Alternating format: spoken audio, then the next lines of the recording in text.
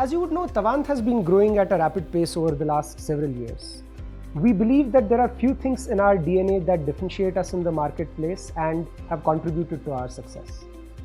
We speak about our deep domain expertise.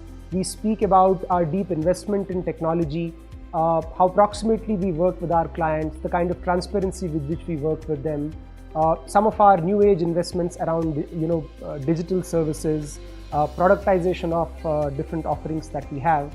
And we believe these are the things that will differentiate us and further accelerate our success. As we were going through some of these drivers of our success, we also realized that there is one thing that has always created a difference, that we have held with a matter of pride, which is the nurturing culture that we have at Tawant. And when we sort of drilled deeper, we realized that this nurturing culture, this concept of great place at work, is all connected to the kind of behaviors, the kind of guidance, mentoring that our managers provide to their team members on a day-to-day basis. What we concluded finally is that along with everything else that we believe is right at Tawant, if we are also able to shape behaviors of our managers, refine those further, create some best practices around those, the strong foundation that we have created will just get further strengthened. Our secret sauce to success will get further amplified.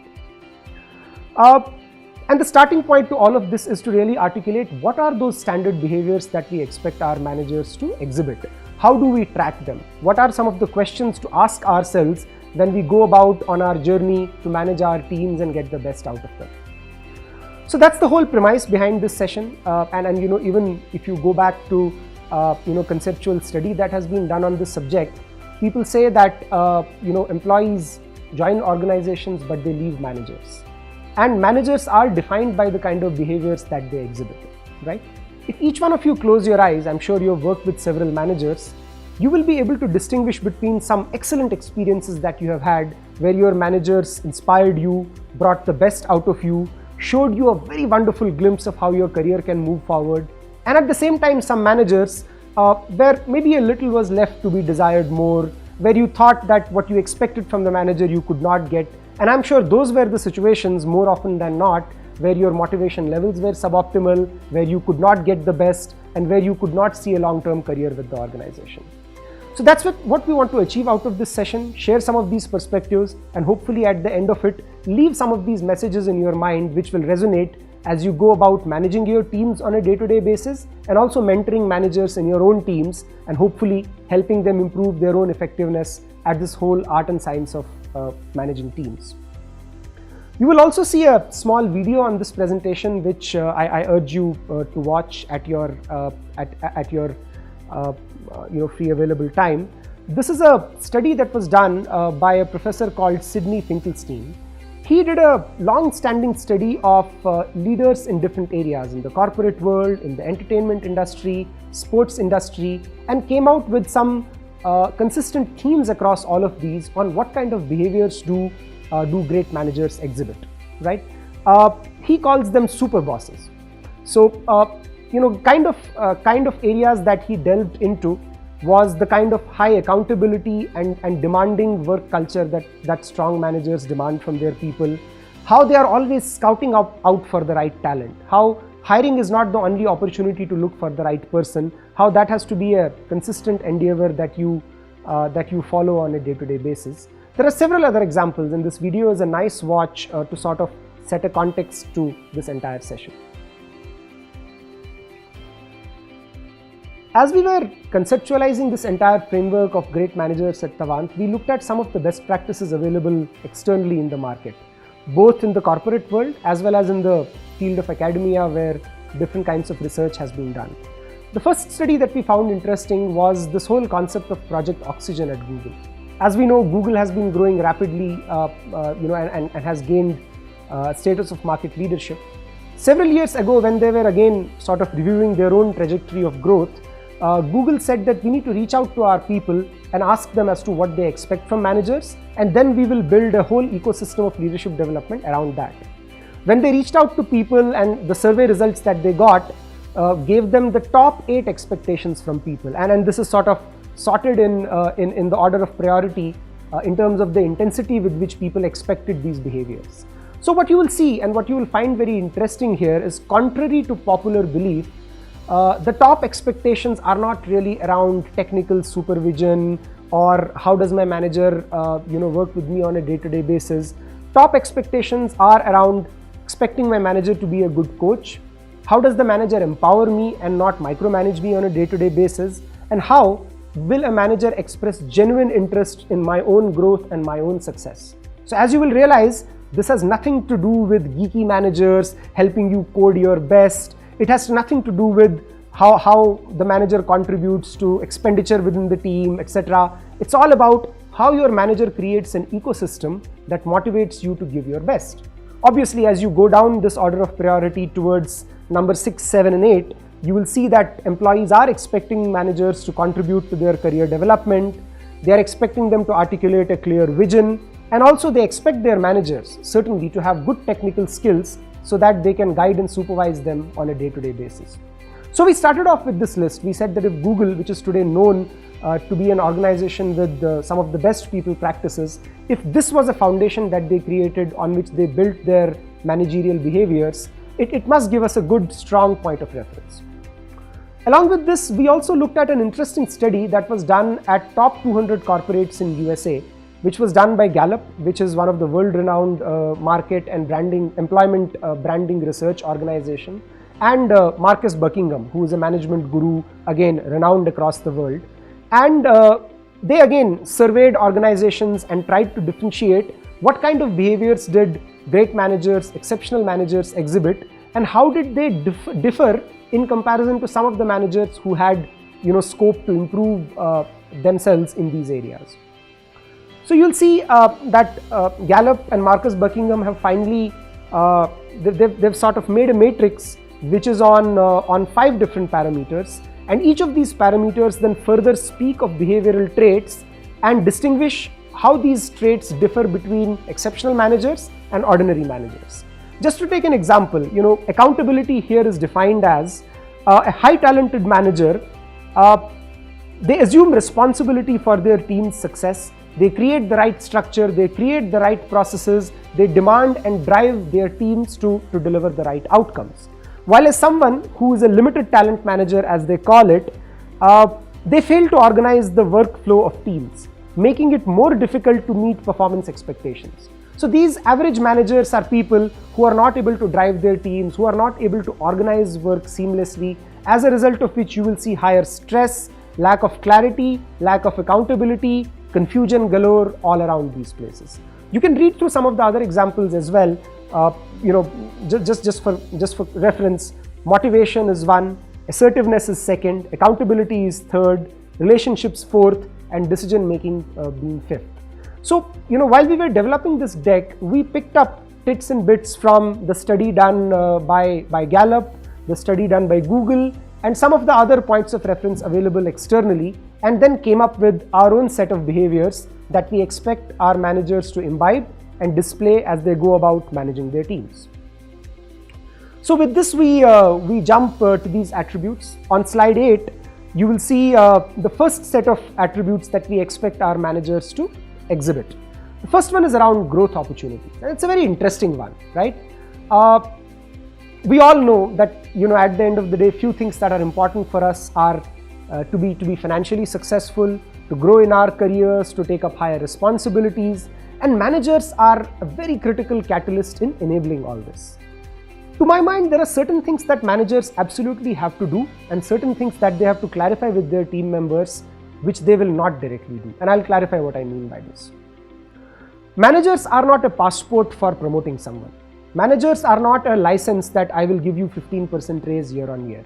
Managers are not there to create opportunities for people and say, hey, I've created a platter of promotions for you, please go and sit there. Accountability of our careers, accountability for making ourselves successful at the end of the day lies with us as employees, right? No one else out there, be it God, be it parents, friends, or for that matter our manager, can come and serve this opportunity on a platter to us. So what can the manager do? What do we really mean by enabling growth opportunities? What we mean by this is, first of all, a clear accountability and involvement in enhancing capabilities and competencies in our team members. The kind of questions that I would like all our managers to ask is, hey, if I look at the general skill levels in my team, the general capabilities in my team, be those technical, be those managerial, be those capabilities on soft skills, over the last 12 months, has the needle moved around those? What kind of changes have I seen? How am I sure and confident that my team is today more capable on some of these areas than what it was 12 months back? And if we are fortunate enough to get a resounding yes to this question, then the second question to ask is, what have I done to enable this? Or has it just happened circumstantially? Has it happened despite me? In which case you really need to take a step back and see that what kind of a role do I have to play in enabling development, refinement of these skills in my team members. What this means is constant coaching and counseling of my team members, identifying the right development opportunities, identifying those platforms, identifying those places where expertise is available, and then putting your team members through each of these. The kind of questions managers can again ask is, what kind of promotions, role changes, movements have I seen in my team? At the one end of the spectrum are highly successful managers who go out, position their team members in front of the larger world. Tell them that, hey, I've got a fantastic guy. I think this person wants to do this as the next job, and I think he will fit into your team. On the other end of the spectrum are managers who are resistant to leaving their people, who always come up with a reason as to why this person cannot be relieved, why it's important for this person to be in the same team for 6 more months. And what we need to remember that we either can lose this person internally, or we can lose this person externally. Choice is with us. That do I want to be proactive and enable a career path for this person, or do I want to just sit hoping that this person will never lose, I will never lose this person, but then we know that a day will come, probably sooner than later, when this person will move externally to a better opportunity, right? So that's the expectation that we have around creating growth opportunities for our people, investing in their development, identifying the right resources, pushing your people to make use of those resources, tracking whether they have really utilized those resources, what outcomes have come, etc. And then being receptive that over a period of time, people will move around, and it is my job to really create a system through which they can seamlessly move between roles. And as they get this kind of a varied exposure, over a period of time, they will be more successful and effective. Second is about regular review and recognition. As you would know, the industry is today moving away from traditional concepts of bell curve, moderation, annual reviews. A lot of progressive organizations are imbibing this concept of quarterly check-ins. What they are saying is the most essential part of performance management is the dialogue that happens between an employee and the manager. It is this consistent pattern of discussion between both of them which brings the best out of people, which helps in planning, organizing, and tracking performance. To my mind, great managers start by ensuring that their teams have a clear roadmap for the year. You will see these managers, irrespective of whether your processes, policies mandate it or not, in the interest of facilitating work, right at the start of the year, clarifying expectations. That, hey, this is what my team is supposed to achieve, this is what I'm supposed to achieve, here is how I'm dividing tasks between each of you. And the tasks are never about executing transactions only. Great managers will always set objectives, targets, which take people to the next level of expectation.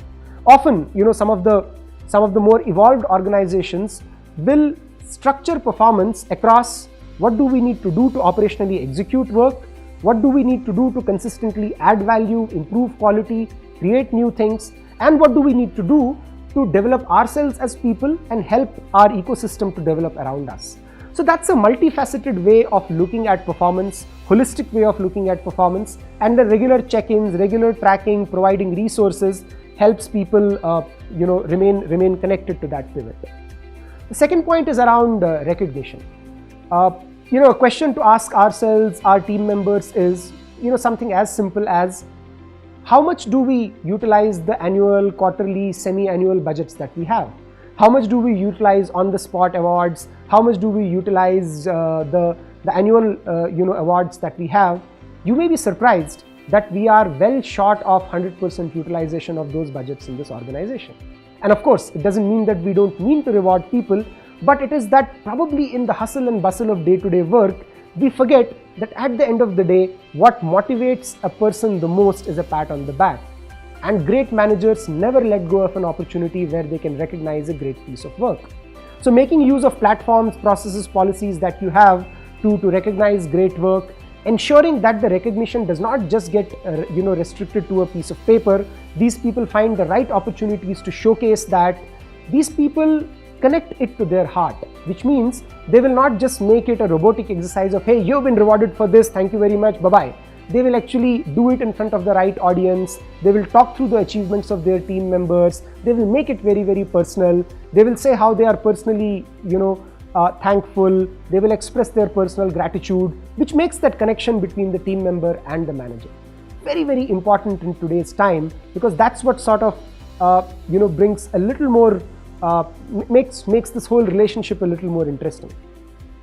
The third one is decision making, and I think particularly for all organizations that are consistently evolving, that are growing at a rapid pace, taking the right decisions at the right time and then standing by those decisions is absolutely important. We have often seen that managers that still have a lot of ground to cover are hesitant of taking the right decisions. They don't take decisions fast enough. They are not confident of the decisions that they are expected to take. They often rely on crutches or other people in the organization to help them take a decision, right? What's needed in fast-paced organizations is to take decisions fast and firmly. Research has said that more organizations have lost out on opportunities due to delay in decisions and not as much by wrong decisions. What it means is lack of decision making is a wrong decision in itself, right? So at least with whatever resources you have at your disposal, take a decision and stay on with it, right?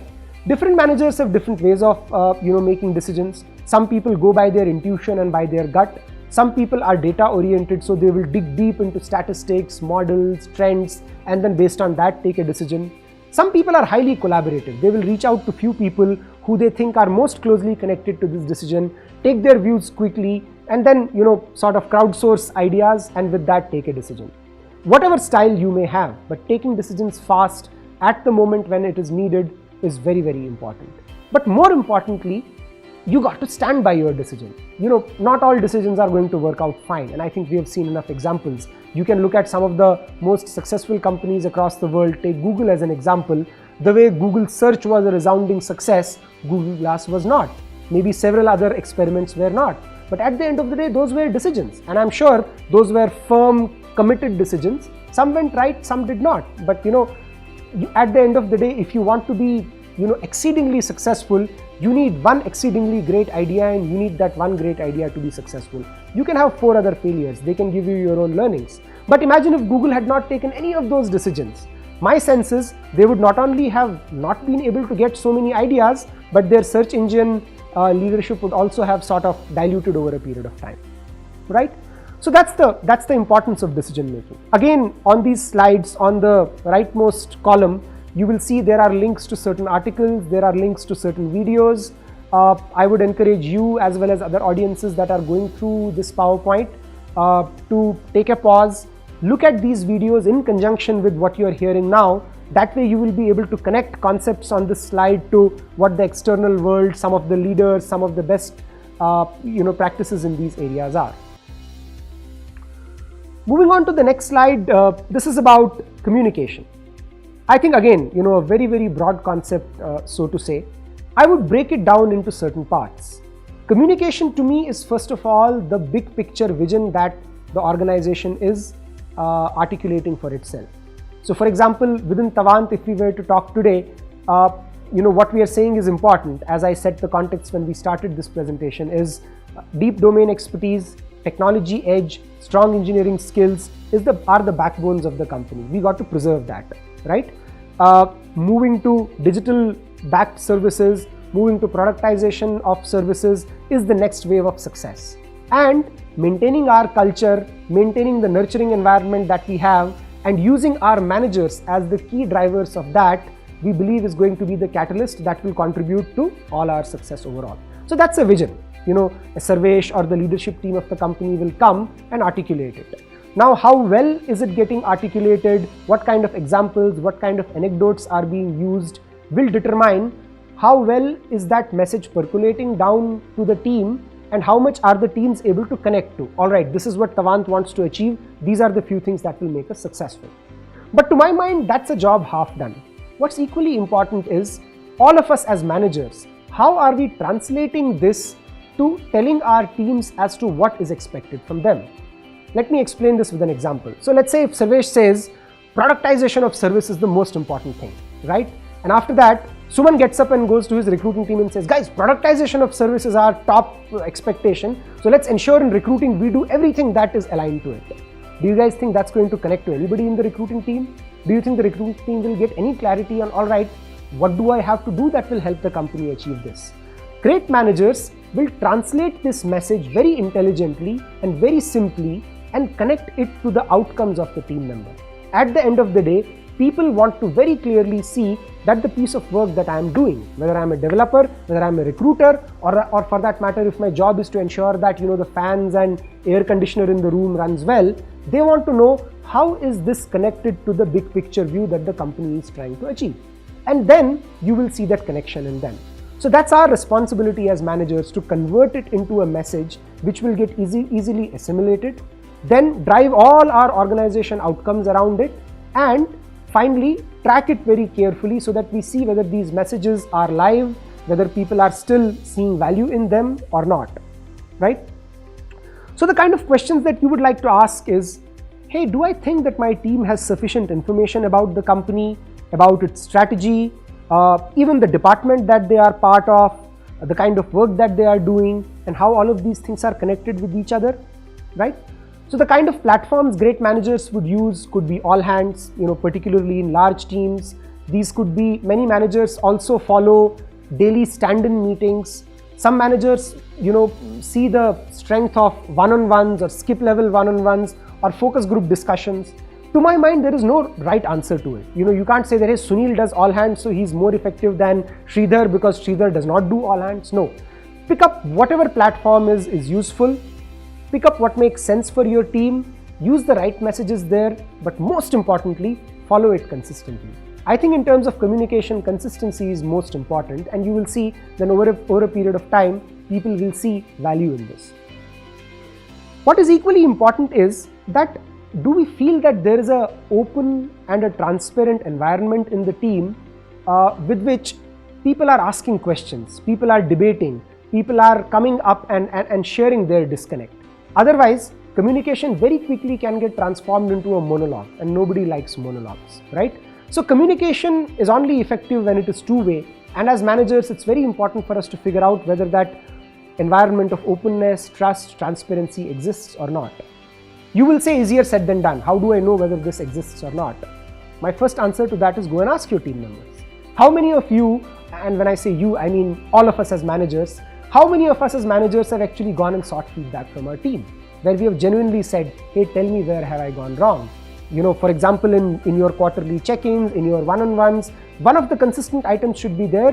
While I'm telling you 5 things you need to do better, you tell me 2 things that I'm not doing well. And you will see more often than not, team members will start opening up to you, right?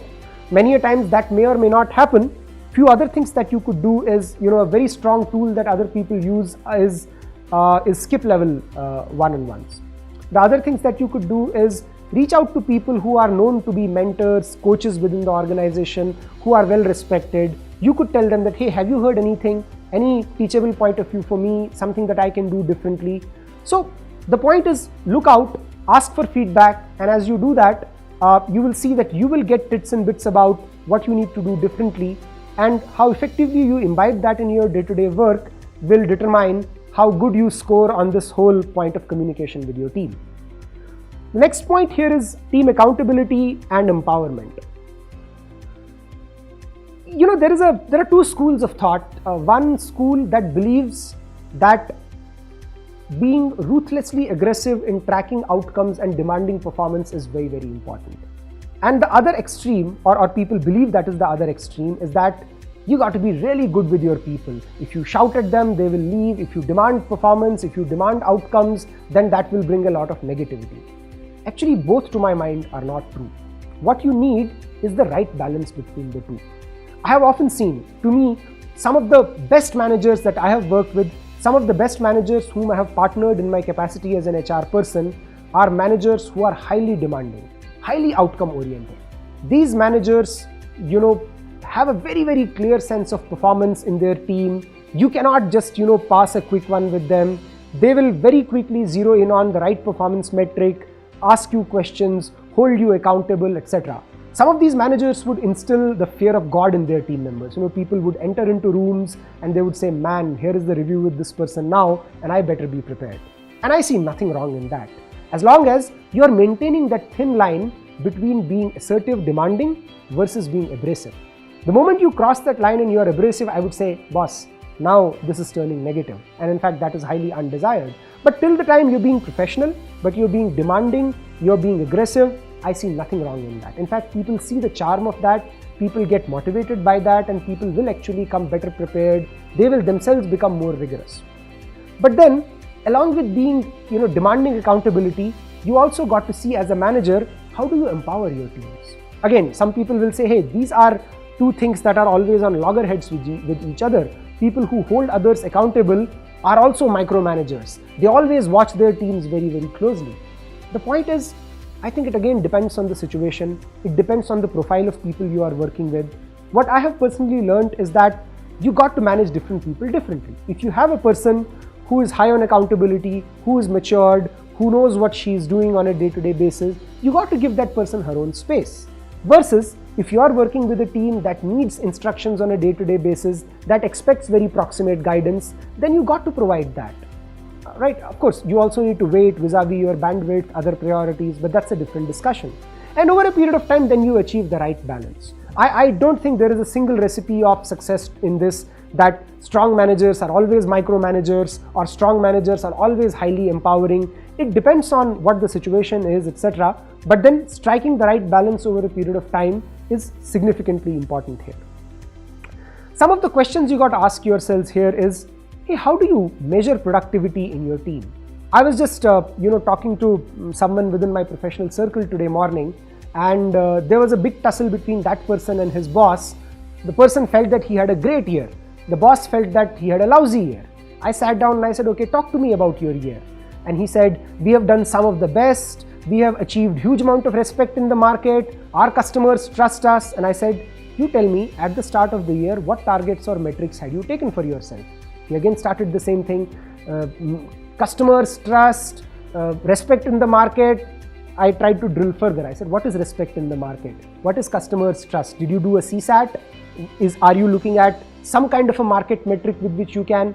He again started with the same thing. Then over a period of time, I stopped him. I said, your biggest problem is that either you do not know what your targets were for the year, or maybe you're not confident enough to speak about them for some reason. And then I asked the manager, I said, did you do a goal setting exercise? Manager said, no, it's a fast growing environment. We never have time for, processes like performance management and goal setting, etc. And, that's where I advised. I said, I'm not asking you for an elaborate exercise, but even today, now that you're starting the new financial year, do you want to spend half an hour with this person and clarify expectations, then track that on a quarterly basis so that you both remain on the same page around it, right? Other questions to ask are, what levels of authority have I given to my teams? You got to observe, is my team coming to me every time for a decision? Am I the approver for every single thing? Funnily, what you may realize over a period of time is team members are even asking you for permission for a bio break, and what it could further lead to is, hey, can I breathe, etc. And believe me, while this is a joke, I don't want to exaggerate, but there are teams where such situations exist. There are teams where people literally don't get their breathing space and they feel that their manager is breathing down their neck day in and day out, right? So sufficient level of empowerment, sufficient level of dissemination of authority is very, very important to bring the best out of the teams. And finally, what do you do when you face with situations of non-performance? How do you deal with it? Do you crack the whip? Are you patient to coach, mentor, develop your people? Or, are you someone who takes even stronger actions? Again, different situations may mandate different actions, but it's important for you to know as to what remedial measures do you use when things go south. All right, the next one here is care and respect. What very simply this means is the kind of behavior that you expect from others is the kind of behavior that you got to exhibit when you are behaving with others. So show genuine concern, develop a personal connection, exhibit empathy, etc. are things that create a culture where people feel that they are being cared for. Versus a culture which is singularly focused on do the work, and not on anything else which is connected to the work, over a period of time becomes a very dry kind of a work environment. So as managers, kind of questions you need to ask is my behavior the same with my team versus what it is with my superiors? You will see many people who are ruthless with their team, right? Who do not even, exchange the basic pleasantries with their team. But with their managers, they are almost like, good morning, sir, what can I do for you? And believe me, maybe you know such people. If you don't, I can give you several examples offline, but there are such people. That is what we have to watch out for. Sometimes unconsciously we realize that our behavior depends on the person, seniority, assertiveness of that person, position of that person in the organization. That really should not be, right? What needs to drive our behavior with people is a professional expectation of how to work with each other. Or what I expect from someone is the way how I will behave with that person.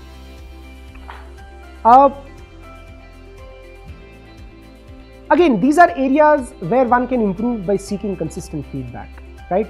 These are areas where one can improve by introspecting often. I have often myself been guilty of reacting differently in high stress situations. I have often then sat back and tried to realize what went wrong. In my role, if I coach and mentor others on how to moderate their behaviors, why did I lose my own cool? What could I have done differently? And over a period of time, I've tried to improve. Of course, I'm still have significant areas of improvement there. But introspection, asking others. There have been times when after such an incident, I have gone to the team and I have said, hey, I'm sorry I did this.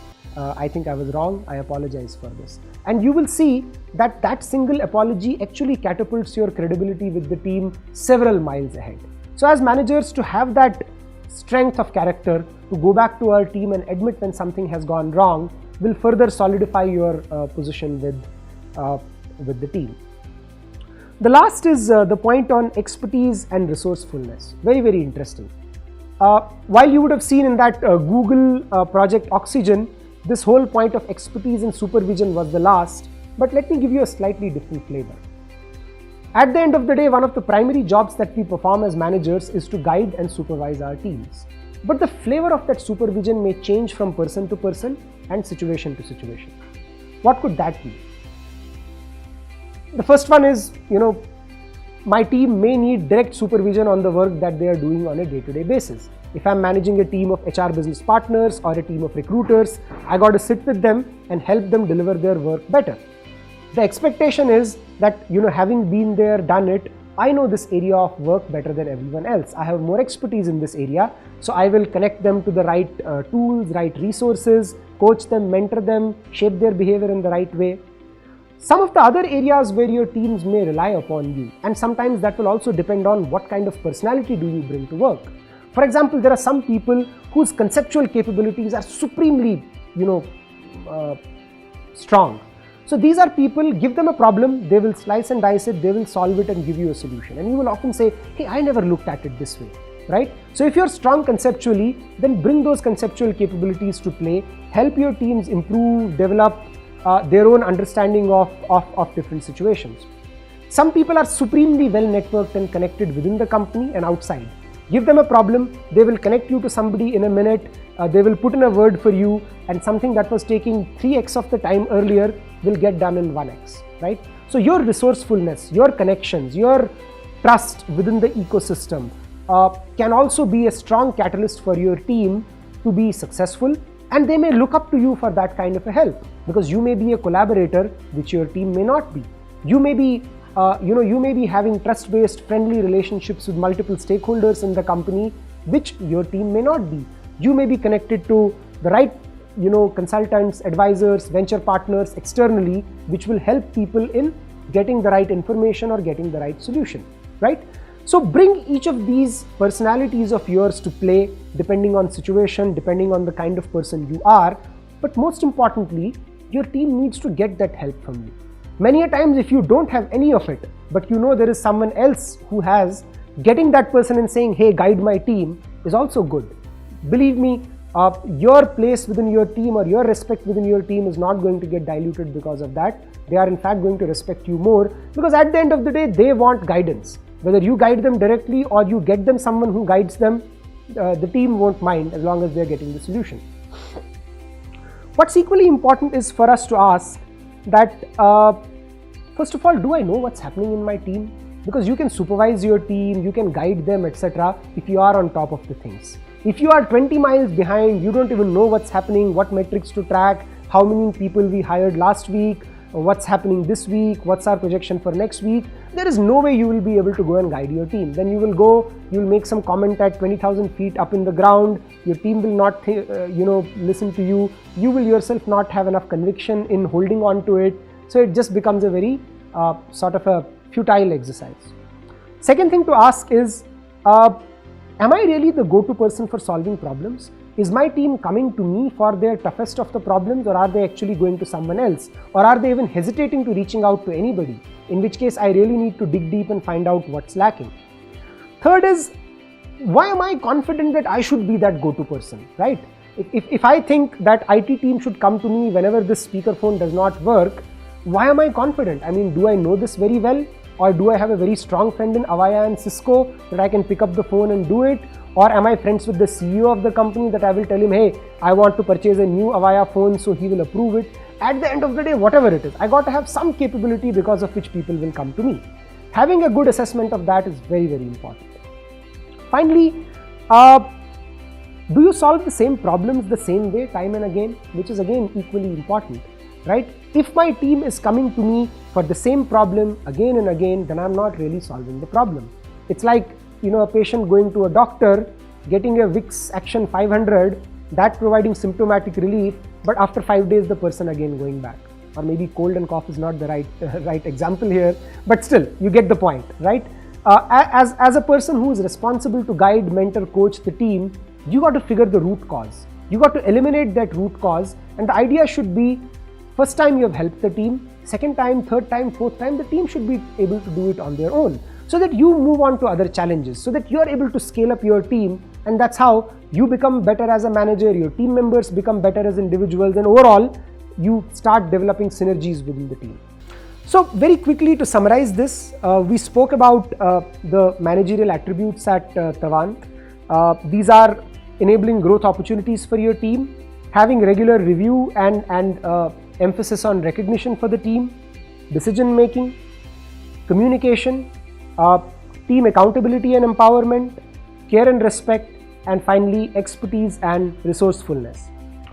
What you also have in subsequent slides, I think from slide 11 to 16, and I will leave it for your future reference, are several links to research studies, case studies, examples, videos that further strengthen what I have just shared with you. What I would suggest is each of you and your team members who can benefit from this session, please ask them to spend some time on these slides and go through each of these URLs. For example, you will here see a Pluralsight training on developing managers. You will see a edX training on working in teams. You will see a manager's toolkit available on Coursera. You will see a basic introduction to people management, again done by edX. So I've spent some time and identified each of these trainings. There are some great resources available out there. You can go to, of course, TEDx, and you can TED Talks, and you can hear some very, very interesting and inspirational stories there. You can go to HBR articles and HBR videos. You'll find some excellent videos and articles over there which talk to this concept of great managers at Tawant. I think some of the known gurus who have spoken extensively on development of teams and people, Jeff Bezos, Jack Welch, or closer home, Narayan Murthy, Azim Premji, and then some of the new age founders of startups, etc. I have personally, for example, always enjoyed listening to the head of bookmyshow.com, and I'm forgetting his name. and I'll tell you when it comes to my mind, but very straight shooter, someone who talks, very clearly, talk and connects how it is important to grow a business and develop people, etc. So, listen to each of these, and at the end of the day, all of this is nothing but inputs to us, right? Finally, how we imbibe this, what we make out of it, and how much are we able to connect this to behavior on a day-to-day basis will determine how effective all these inputs are. So with that, I conclude this session. Again, I think, with everything that's happening in Tawant, we believe that articulating, mentoring and measuring right behaviors with managers as they behave with their team members is going to be one of the most important catalysts for us to grow our teams. And once we grow our teams, once we build the right teams, these are the people which will grow Tawant to all the laurels of success that we have charted out for ourselves. So with that, thank you very much and wish you all the best.